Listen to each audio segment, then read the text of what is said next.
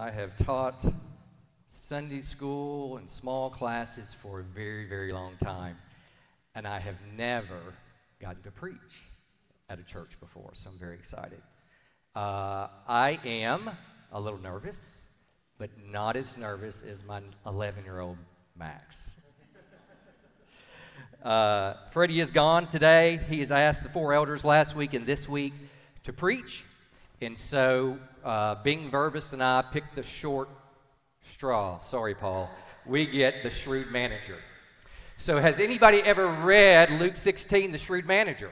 Raise your hand. It's going to be interactive. Thank you, John. I like that. Yeah. So Shrewd manager has been said is one of the most complicated and confusing parables of all Jesus' teaching. And so Bing and I get the joy of trying to unravel it this morning. I have a favorite preacher from Cleveland, Ohio. Anybody from Cleveland, Ohio today? Nobody. His name is Alistair Begg. Yeah, we heard. That's right. Truth for Life. That's right. 8 o'clock on WNKJ. Alistair Begg is a Scottish preacher, super good, and he has this quote: when you read the Bible or when you preach the Word, you need to make the main thing the plain thing. So if you know me well, I can confuse the easiest things. So today, I'm going to try to make the main thing the plain thing. So are you ready? Here's the ending. Now I can quit preaching. There's the answer. You cannot serve God and mammon. So this morning, if you open up to Luke 16, you can go ahead and do that. Luke 16, I hope. Now, you said that, Mason. I hope it's 16. That's what I was prepared. 16, verse 13, I think it's 13, says, you may not use the word mammon in your Bible, but it may say money.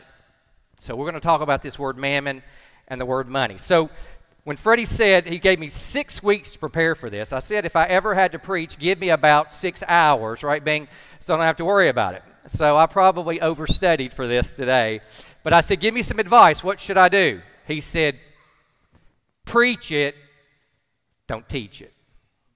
But I've been a teacher for 30 years, and Freddie's not here, so I'm probably going to teach it. He also said I had 45 minutes for my sermon. Lily Wyatt, Susan just giggled. Lily Wyatt's watching after me on my 45 minutes. It's not 45, it's 30 minutes. We're going to do this for 30 minutes. She's watching after me. I just looked at the time. Okay, so this morning, I guess you have to have a title. So close to our title is this word. I hope it's the right screen. Look at that. That's not the title. Context. So the word context, if you were in a Sunday school class, I hate to call her out, but we have walked in this morning right in front of us was an old small group person. Yeah, Bethany, there you are. Just out of the blue, hadn't seen her in years. 2 years, has it been? But she knows how we work it. This would be the hook if you were in my class. But this is the word context. So the word context means, I hope, context means the circumstances that form the setting for an event, statement, or idea, and in terms of which it can be fully understood or assessed. Who understands that? Nobody. It's where something makes sense. It's the environment of which something should exist to make sense, to be purposeful. So today, Luke 16 is going to seem, verse 8, is out of context. So today, we're going to look and we're going to try to think through what it is to be out of context. Have you ever heard that phrase, out of context? Raise your hand. Come on. Make me feel good. That's right. Have you ever used a word out of context? Well, today, we're going to see about living out of context. I put that water bottle so I'm going to spill it. All right. So, before we jump into Luke 16, I think it's highly important, having studied this over and over and over and over again, I think it's very important to have a little bit of background. And so, we're going to go through about 3 or 4 scriptures very quickly so that we can see Luke 16 in context. So, let's look what this context is. You ready? You are not a mistake. I say it every time I'm up here. You are not a mistake. You are not here on accident, because you were created on purpose. So Psalm 139, it may be worth you flipping there. It's super, super good stuff. Psalm 139, verse 13. And this is what it says. For you formed my inward parts. You knitted me together in my mother's womb. I praise you, for I'm fearfully and wonderfully made. Wonderful are your works. My soul knows it very well. My frame was not hidden from you when I was being made in secret, intricately woven in the depths of the earth. Your eyes saw my unformed substance. In your book were written, every one of them. Don't miss this. The days that were formed for me, when as yet there was none of them. Matt Chandler, a favorite preacher of mine, he's in Dallas, Texas, at the Village Church. Anybody heard of Matt? Anybody listen to Matt? Yeah, Matt's good. So he actually had started a new series, and 2 weeks ago, maybe a week ago, he preached on Psalm 139, which was really, really good. And this word context, if you look at the Latin, I used to teach Latin in another lifetime, but if you look at that word context, it actually means to weave together. So if something's in context, it's there.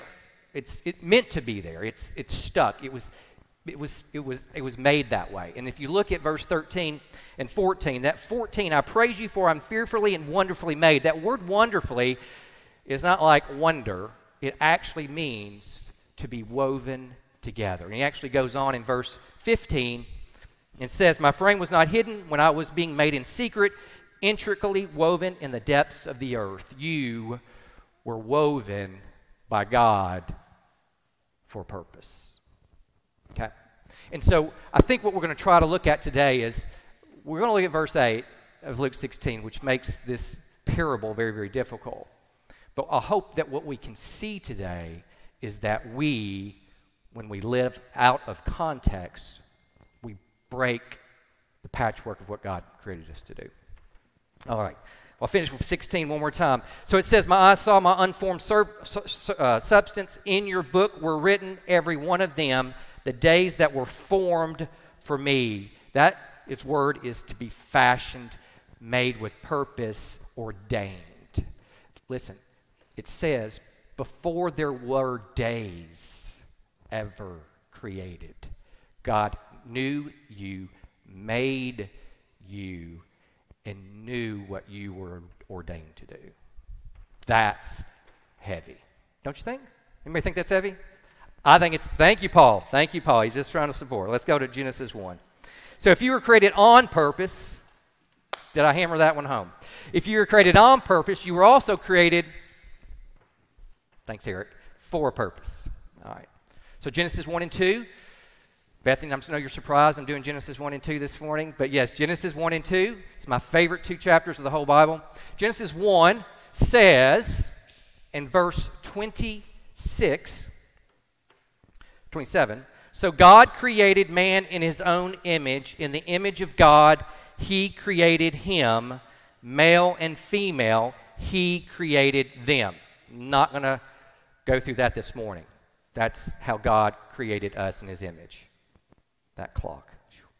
And God blessed them, and God said to them, be fruitful and multiply and fill the earth and subdue it and have dominion over everything that I created. So when Adam was made, he wasn't made to frolic in the garden. Adam was made to be a manager over God's creation. I call that the horizontal purpose, our horizontal covenant that God created. He created us for a mission, and that was, I'm going to give you everything that I've created, and you are going to manage it. But you're going to manage it on this backdrop, this context, and that's Genesis 2:15, my favorite verse. So let's read it. 2:15. The Lord God took the man and put him in the Garden of Eden to work it and keep it. Now, for about 7 or 8 years, I've taught Genesis 2:15, and it may be a stretch, but I don't think so. But if you look at these Hebrew words, to work it and to keep it, they are agricultural words. You could see that he's, vine dressing and all that stuff. But if you look at these words, work it and keep it, it really has priestly language to it. When it says to work it, it actually means to serve what the Creator does. You're serving God. And that word to keep it actually means to observe the order in which He has created the garden. You see that in Revelation 21 when He brings everything back to new again. There's this order. There was an order of things. God created not us on purpose, but He created His creation on purpose, and that had an order to it. And we were the managers. We were given the duty to manage His creation and keep the order, and that is, rule 1, you serve God and observe the order in which He's created. And one of those things in order was don't touch the fruit of the tree of the knowledge of good and evil. And we did. And things unravel. Okay. You were created on purpose. You were created for purpose. It's context. We're woven into what God created us to do. Now let's go to Luke 16. What you came for, I'm sure. Luke 16. The shrewd manager. So Freddie's been preaching. Paul and Chuck preached last week. But Luke 16 is a continuation of what Jesus has been teaching His disciples since Luke 14. And if you remember 2 or 3 weeks ago, I have no idea how long I've been preaching. If you remember 2 or 3 weeks ago, in Luke 14, Freddie sat on this stage and said, you have to hate whom? Well, pretty much everybody, including yourself. And he went through this whole word hate. And so we then had Luke 15, after the salt and saltiness out on the land. We had Luke 15 where we talk about the lost sheep, the lost coin, and then, of course, last week with the lost son, the prodigal son. And so today we're going to look at Luke 16, and it seems like this thing's not going to make sense, especially when you get to verse 8. And I've said how many times, verse 8, don't read verse 8 yet. I know you've already read it. But don't read verse 8 because it's very important that we understand it in context. So let's go through it. Parable of the shrewd manager. So the word parable is a straightforward word. It actually means to take something and cast it down beside something. And when you use that word parable in the Greek, you're casting down this story, which is not necessarily a true story, but you're casting this story down right next to the truth of which it's supposed to illustrate. And usually a parable tries to illustrate a truth. Okay? And I've already given it away. You can't serve God and mammon. So if you look at Luke 16, we're setting the story up. We got 2 folks going on. Kind of 3, but 2 folks going on. So let's read it. He also said to the disciples, there was a rich man who had a manager. Stop. So we have 2 people. We got a rich man, and we got the guy that's managing his riches. Okay? And the riches is what he's managing is accounts. So there was a rich man who had a manager, and charges were brought to him that this man was wasting his possessions. He was given a job to manage the accounts of the rich man, and someone ratted him out. Drinking too much coffee, too much on the internet, I don't know what he was doing. But he wasn't doing his job, and a whistleblower comes and says, he's not doing his job. And let's see what happens. And he called him and said to him, what is this I hear about you? Turn in the account of your management, for you can no longer be manager. The crisis. If you watch Nickelodeon, I do a lot. I got a 7 and 11-year-old. This is the crisis. Oh, my goodness, you know. And so what's going to happen? Here's what's going to happen. And the manager said to himself, what shall I do since my master is taking the management away from me? I am not strong enough to dig, and I am ashamed to beg. I have decided what to do. The voila moment. You ready? So that when I am removed from management, people may receive me into their houses. So summoning his master's debtors one by one, he said to the first, how much do you owe my master? And he said, 100 measures of oil. He said to him, take your bill and sit down quickly and write 50. Now, I have been in collections before for banks, and this is a huge write-down. But what's he doing? I don't know if he's worried about the collections. So, summoning his master's debtors one by one, he said the first, how much do you owe me? He said, 100 measures of oil. He said to him, take your bill and sit down quickly and write 50. Then he said to another, and how much do you owe? He said, 100 measures of wheat. He said to him, take your bill and write 80. By the way, these are phenomenal numbers. Maybe worth a year's worth of wages for a common wage earner. And the master commended, here it is, the master commended the dishonest manager for his shrewdness. Isn't that cool? No one's smiling. No one's like, huh? That's right, Mason. Doesn't make sense. The man who wasn't doing his job and just stole indirect money from his master, the master commends him for making him lose money. Is that confusing? I can't wait to see what Bing says about that next service. Well, it was very confusing for me.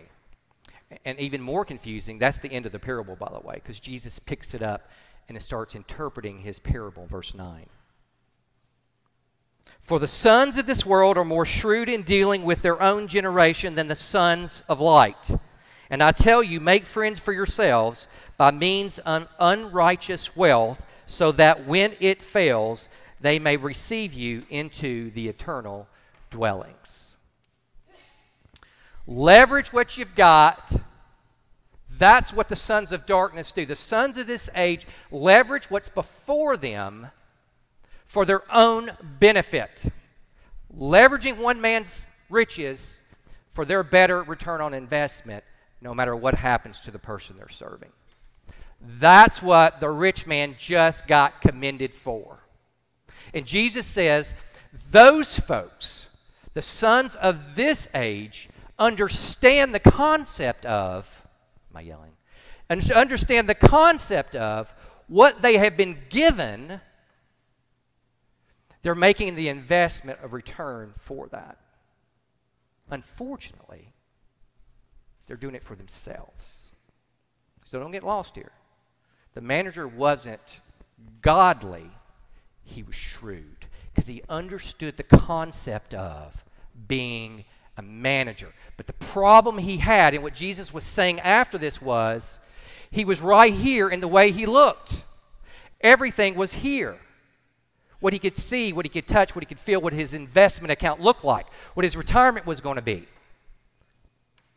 But at least he understood the concept that I can use what is in my hands today for my benefit down the road. And what Jesus said was, and I tell you, make friends for yourselves by means of unrighteous wealth, so that when it fails, they may receive you into the eternal dwellings. That eternal dwellings is Revelation 21 talk. That means the tabernacle of which God has waiting for us after this life. What he's saying was, there's something more than what's before you.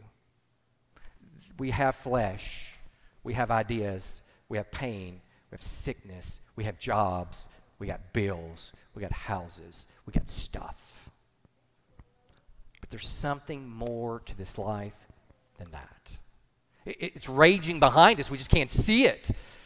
It's the spiritual realm. Remember, we don't fight and wage war with principalities.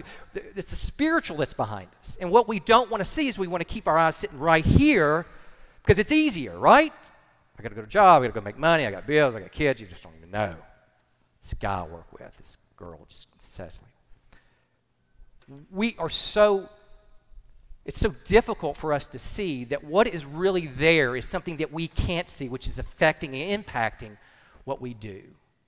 Jesus says we've got to get our eyes off of today, but use what he has given us so that when we are on the other side in the eternal dwelling, that we will have used the mammon for today for the benefit and the glory of tomorrow. No different than Adam, God has given us dominion, this horizontal job to manage his stuff. And unfortunately, we're managing this stuff for our own benefit. And in fact, it just doesn't work. Let's go on. We're done. We're getting there. Verse 10. One who is faithful in a very little is also faithful in much, and one who is dishonest in very little is also dishonest in much. If then you have not been faithful in the unrighteous wealth, who will entrust to you the true riches? And if you have not been faithful in that which is another's, who will give that which is your own? No servant can serve two masters, for either he will hate the one and love the other, or he will be devoted to the one and despise the other. I already gave you the end. You cannot serve God and mammon.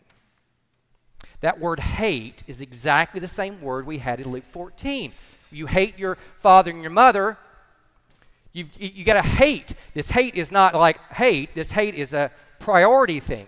You've got to put things in proper priority. Remember Genesis 2:15? We are to serve our Creator and observe the order of which He's done things. We can't get the stuff in front of the Creator of the stuff, the created before the Creator. Because when we do that, it's not like He just waits to slap us. He's like, it just doesn't work that way. Remember, you were created on purpose, woven together the way God wove you together, and He created you for purpose.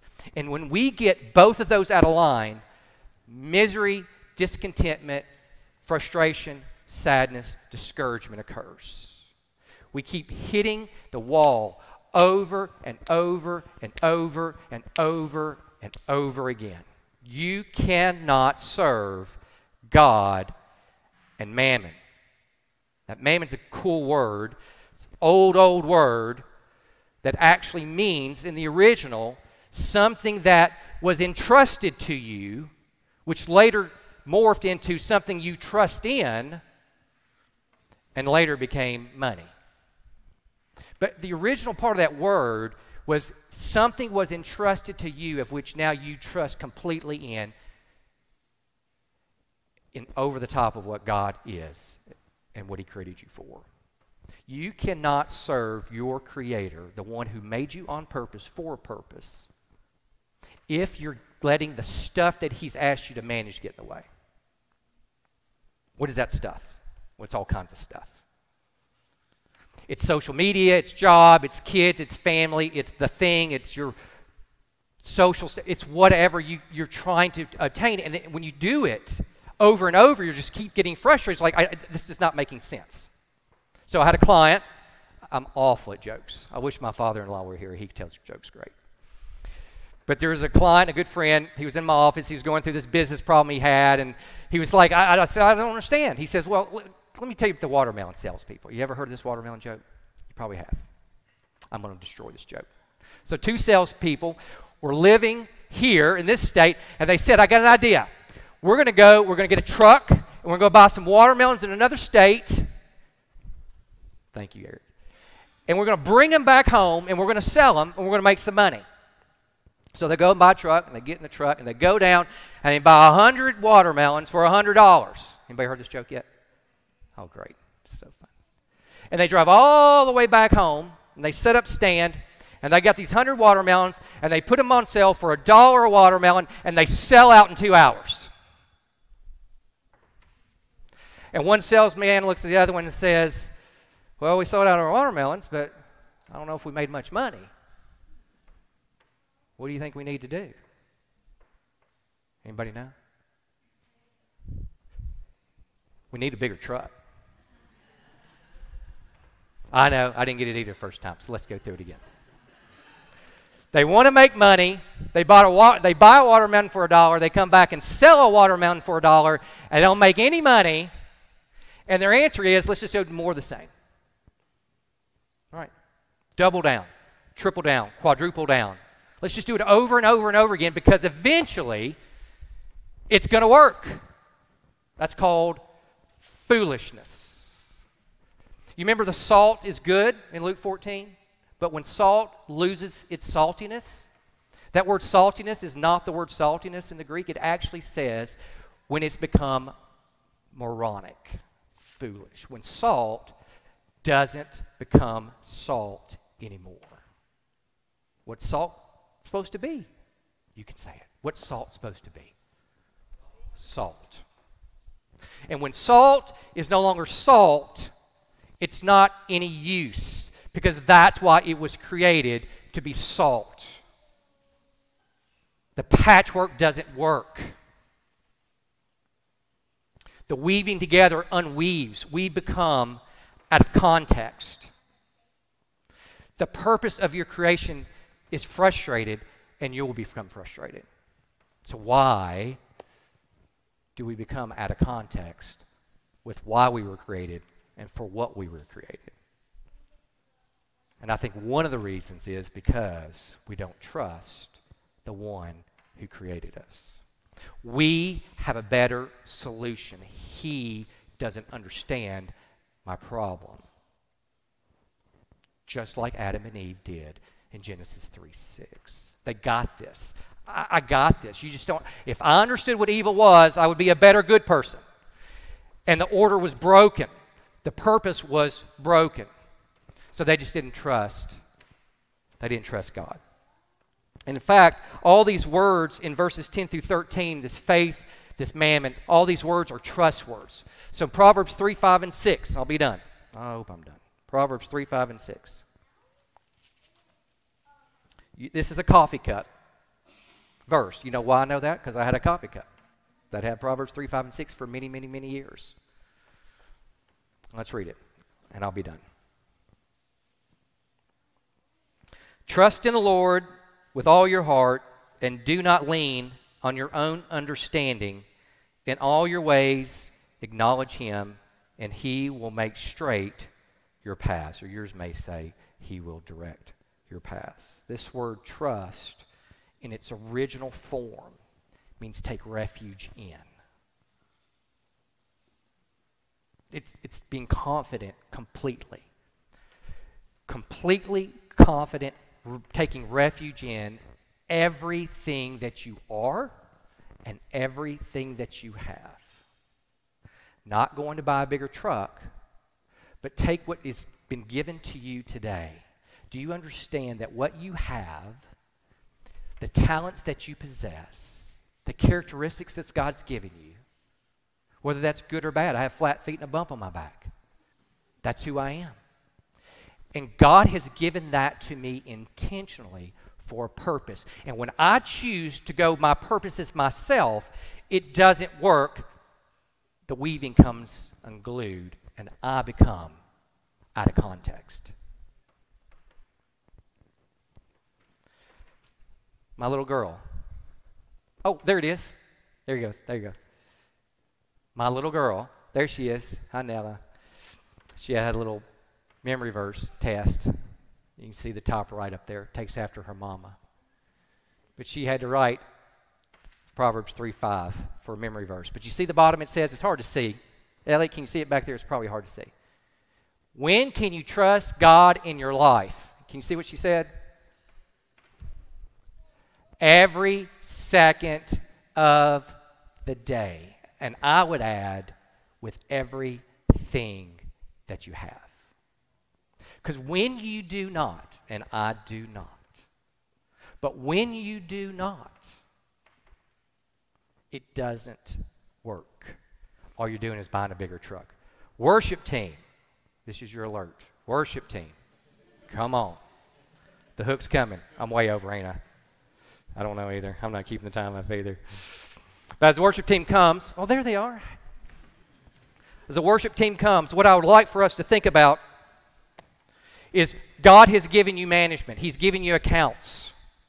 What are you going to do with those accounts? What are you going to do that what God's given before you to do and to be? And if you're not doing what God's purposed you to do, it's not going to work. So if you've never, ever, ever, ever said, God, I can't do this. I've tried my way, it does not work. And you know that He's the only one that can bring you back into a purposeful life.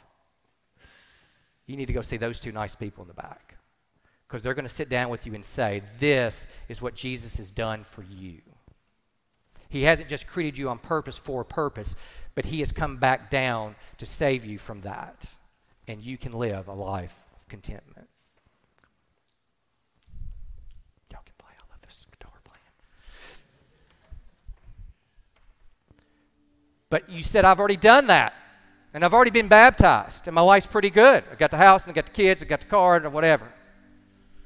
The worst thing that you do today, the worst thing you can do today, is to walk out those two doors there and walk out the other two doors outside of the city forum and get on your phone and look for a bigger truck. That's what we're all going to do today, unfortunately, but maybe one of you won't. Maybe you're saying, this is the day that I'm going to see what God has given to me to manage, to be a steward of, and I'm actually going to not do the same thing I did yesterday because it didn't work yesterday.